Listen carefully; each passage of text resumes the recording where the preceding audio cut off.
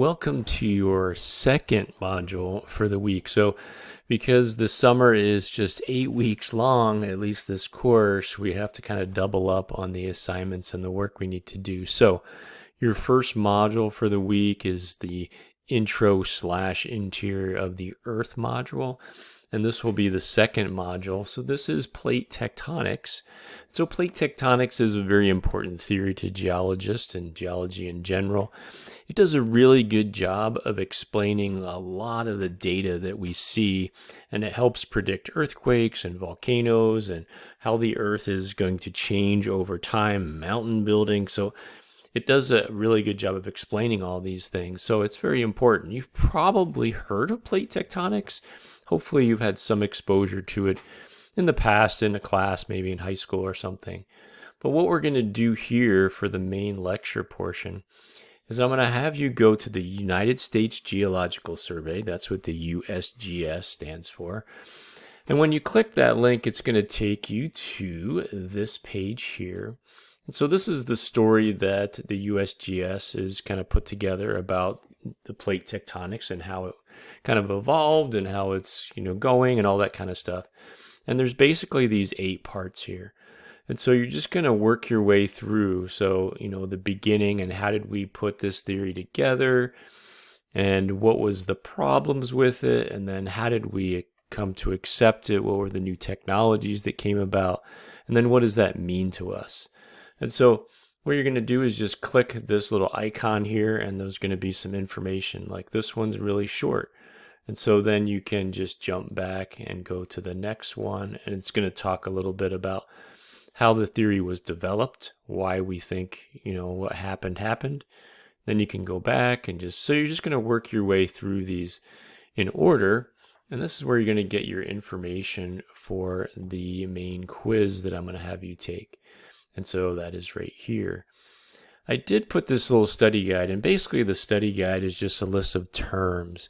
And so if you open that up, it's just a Word doc. You can kind of look and see like, oh, I know what subduction means, or I know what a convergent plate boundary is, or I know what this is. So it's mostly just, if you can explain what all those terms are, you should be fine for taking the lecture quiz.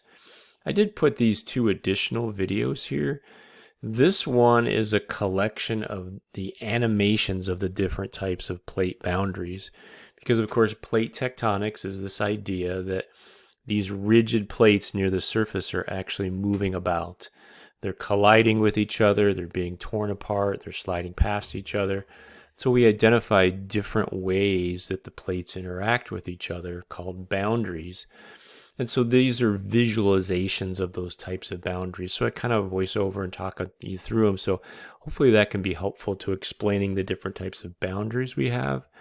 And this one is just a little short animation of locations of earthquakes and volcanoes and how well they coincide with the interaction of these plates. The idea being that there's a lot of stress where the plates are interacting, and that stress is causing earthquakes, causing the rocks to break and shatter.